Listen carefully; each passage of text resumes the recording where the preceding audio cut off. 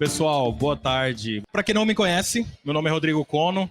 Já estou nessa jornada aqui de fazer palestras, eventos, workshops, já tenho há mais de 20 anos. Estava até falando com o nosso amigo ali agora, eu tenho o dobro da idade dele, então já tenho um bom tempo de estrada, né?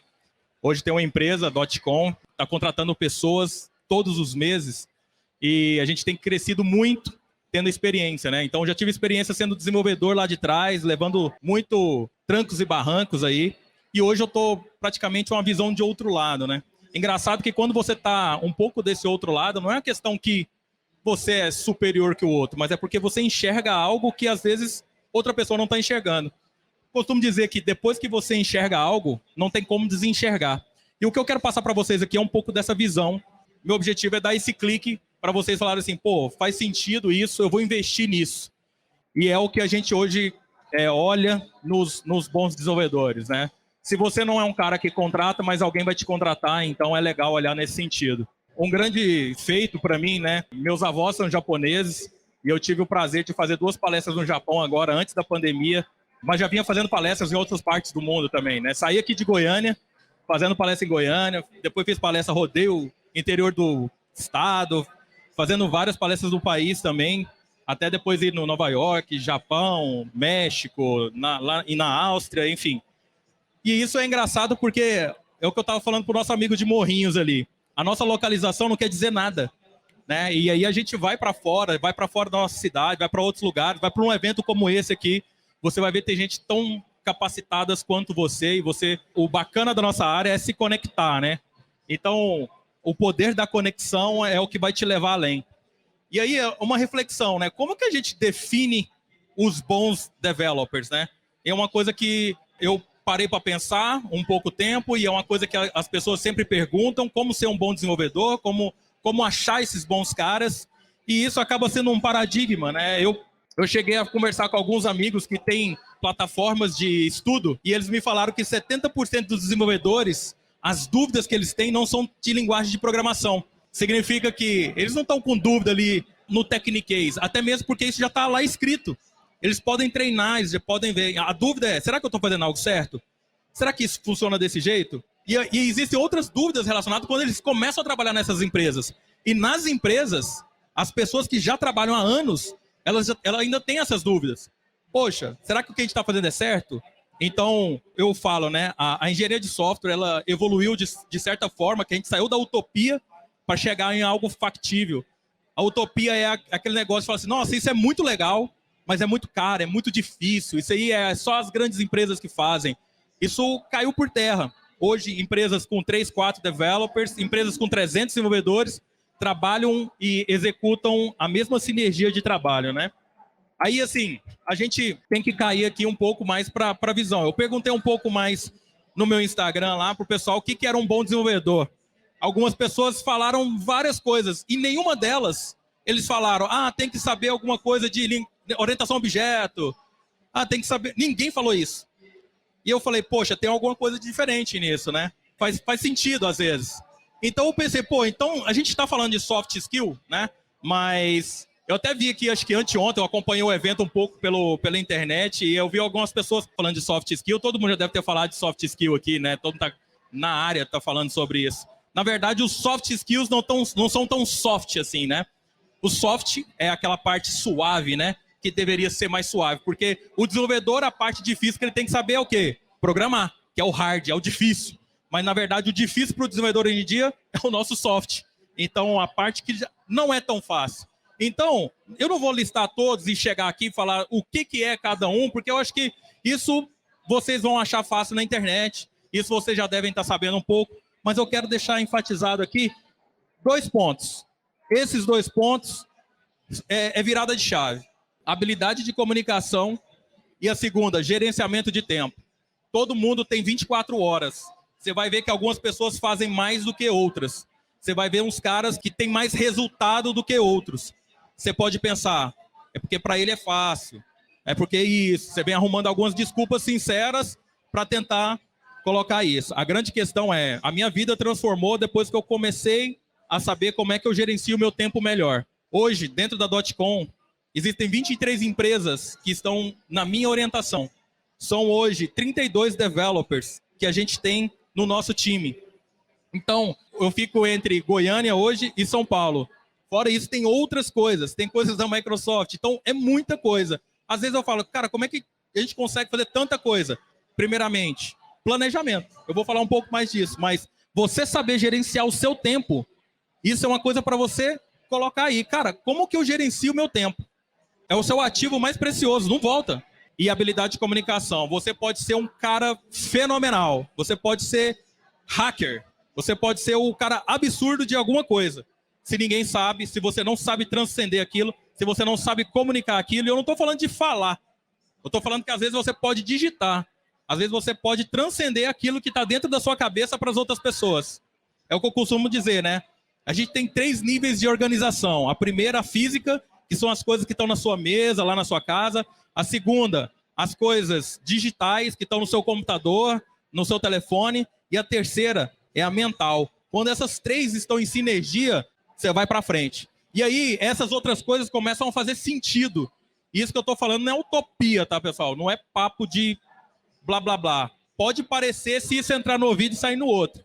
Agora, se você está ouvindo isso e anotar, e nessa semana que está entrando, você fazer alguma coisa para resolver essas 2, as outras vão acontecer.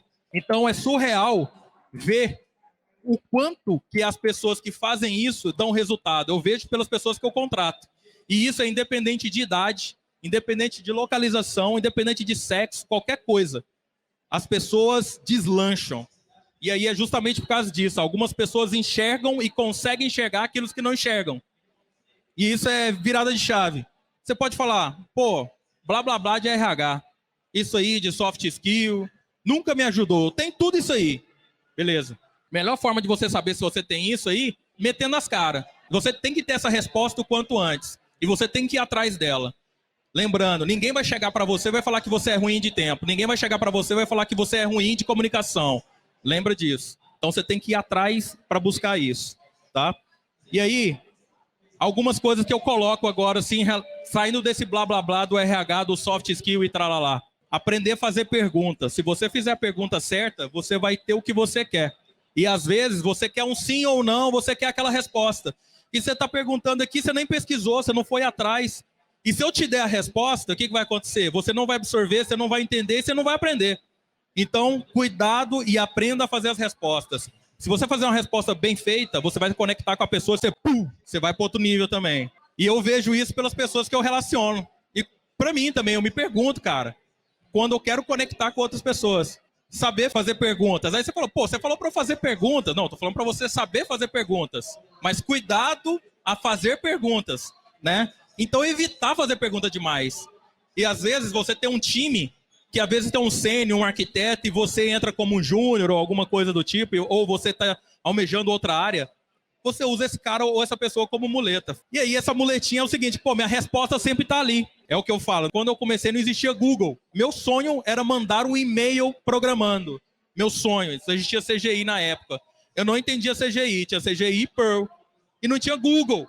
E não tinha ninguém para me falar, né? Então, assim, eu acho que essas coisas, pelo lado positivo olhando, ela te ajuda a sangrar. Você tem que ter cicatrizes, né? E você vai vendo isso ao longo do tempo. Conhecer o conceito e usar a tecnologia. Eu costumo falar isso aqui, ó. Fazer e fazer bem feito dá o mesmo resultado. Mas os futuros disso é diferente. Tanto para as coisas que você vai fazer, quanto para você mesmo. Então, isso dá futuro diferente. Então, só fazer, só tocar o Zeca Pagodinho ali, né? Deixa a vida me levar, não rola. E isso designa um bom profissional. Você pensar, agora assim, eu acho que é isso. Várias vezes perguntei, por que você fez assim? Não, eu só sei que assim está funcionando e deu certo. Então, vá no conceito. Use o melhor da tecnologia. Todo mundo aqui está envolvido com alguma coisa de tecnologia. E aquela coisa, existe várias formas de resolver. Mas existe a melhor, que ela foi feita para aquilo. E está esperado pelo inesperado. A lei de Murphy vai atuar. Então, por mais que você planeje as coisas, a vida perfeita não existe, né? E quando acontecer esse problema, você estava lá, planejou, fez as coisas certinho e deu aquele problema. Ao invés de você sair correndo e gerar um outro problema, a questão é, o que eu vou fazer agora? O que a gente pode fazer? Toda vez que tem um problema, isso eu gosto de levantar 2 ou 3 soluções. Aí entra outra coisa. Existem soluções que a gente não toma sozinho. Eu tenho que levar para o meu time. Para eu levar para o meu time, eu tenho que elucidar para eles. Então, antes de falar com ele, pessoal, pum, caiu um problema. Ao invés de falar isso, eu já chego, pessoal, o problema tem esse, a gente pode fazer isso, isso e isso, e aí? Então, acaba sendo mais efetivo. Além de ser mais gratificante também, de você estar ajudando o seu time de certa forma. Seja especialista em algo, mas, né, domine algo como ninguém. Então é legal você conhecer um pouco de robótica, conhecer um pouco de front-end, back-end, conhece um pouco de Java, .NET, JavaScript, banco de dados, UI, UX, Product Owner, área de Product Owner. Entende de tudo um pouco. É legal. Faz parte do crescimento. Você tem que conversar esse idioma. Quando alguém falar de guidelines da UX, você que é programador, você tem que saber o que ele está falando. Quando o cara falar de deployment contínuo, você tem que saber o que está falando. Mas agora, qual que é a sua área? O que você domina? É o que eu falo para a galera. O Neymar consegue jogar no gol. Juiz apitou, se o Neymar for pro gol, ele consegue jogar. Ele sabe qual que é a posição do goleiro. Mas o que ele é bom? Fazer gol, lá na frente. Você tem que achar a sua posição dentro do time. Uma coisa que eu falo, não seja full stack. Full stack é legal, é bonito você falar, eu sou full stack. Mas full stack, o perfil das empresas que contratam full stack, na boa, é uma empresa que quer economizar com uma pessoa que faz tudo e é barato. E geralmente o perfil dessa empresa é uma empresa que não está tão preocupada com aquelas coisas. E aí você já vê que ela não entende tanto do processo de desenvolvimento. Que realmente não dá. Hoje, a gente precisa, todos os projetos que eu estou, é uma diretriz, a gente precisa de especialistas. O cara júnior ali, ele só está envolvido com back-end.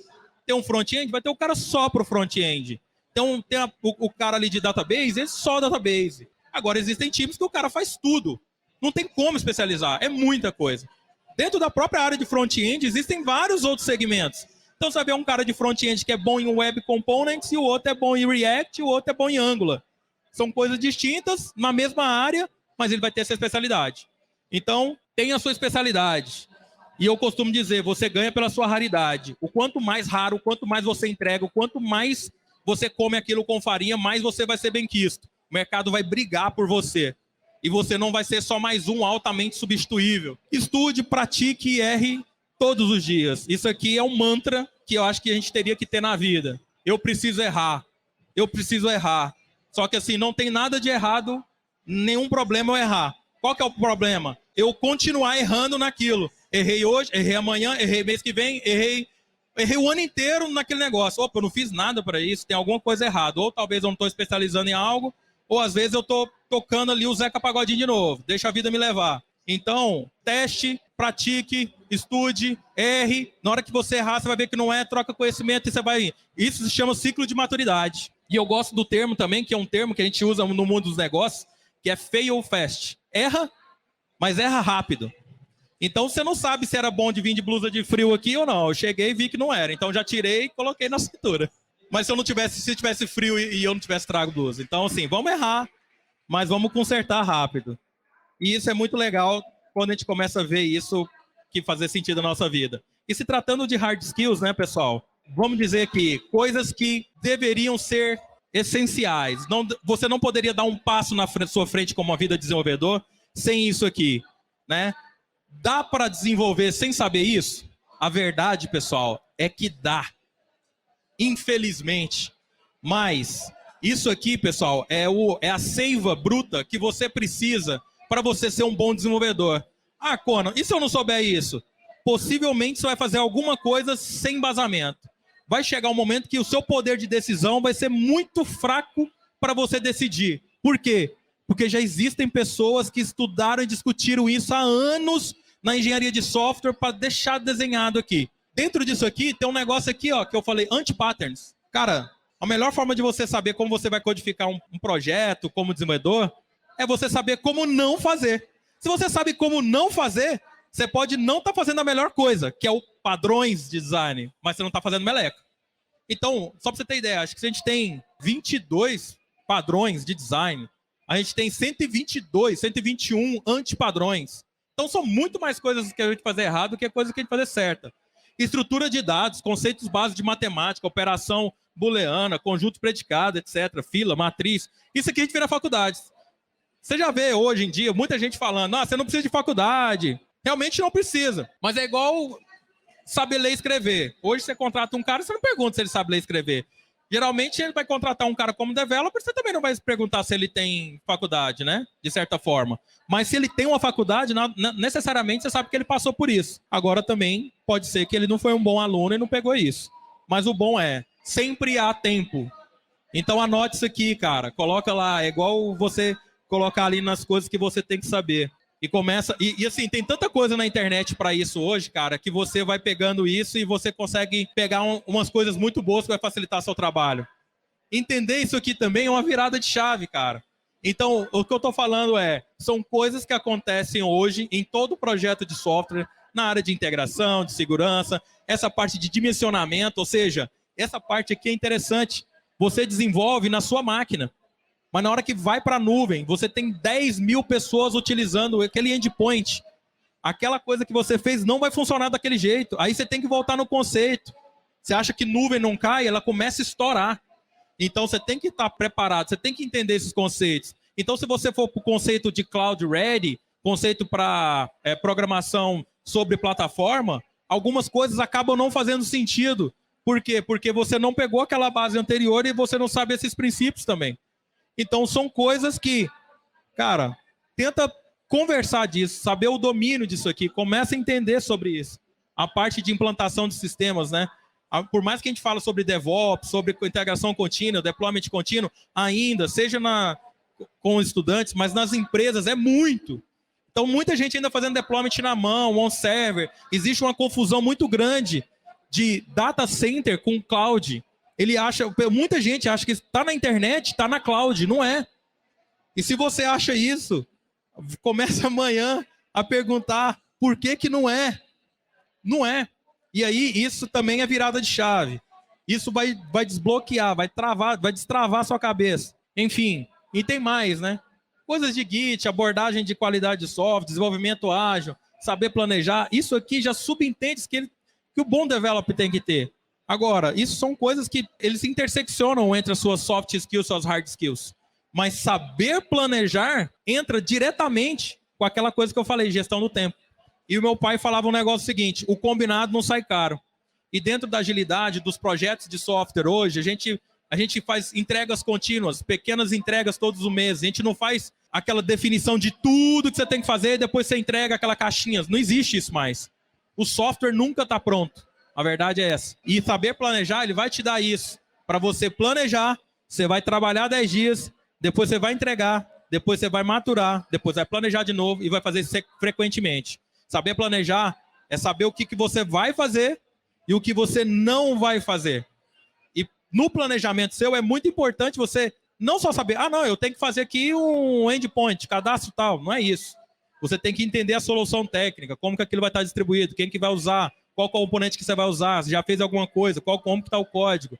Já existe a dependência que você quer, você tem que ir atrás disso, porque senão lá no meio você não vai conseguir.